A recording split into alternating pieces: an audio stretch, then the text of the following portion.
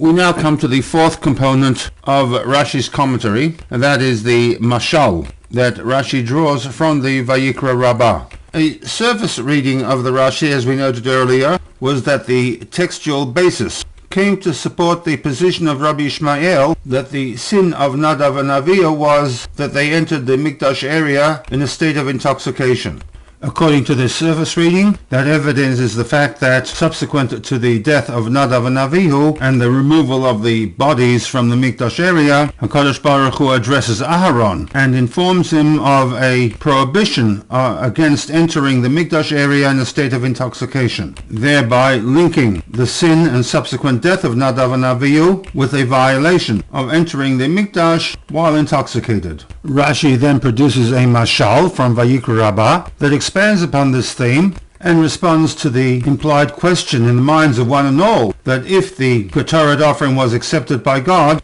what then was the reason for the deaths of Nadav and Avihu? For those who didn't quite relate the prohibition with the deaths, Rashi provides us with a mashal in which the Melech, the king, took steps to clarify to the people as a whole why his trusted servant needed to be removed. The textual basis comes in support of Rabbi Ishmael option 2. The mashal clarifies the textual basis. To this the Rebbe asked that in light of the fact that Rashi generally does not include superfluous information, and secondly, there would be no other text to which this mashal could apply, then the words Shehayalo ben Bayit v'chulhu is superfluous. The wording of Rashi should have simply read Mashal Lamelech K'de'ita Vayikra Rabbah. In addition to the surface reading of Rashi that it comes to support the position of Rabbi Ishmael, the Rebbe maintains that one could read the Rashi as also validating the view that the Ketoret offering of Nadav and Avihu was a valid Ketoret offering.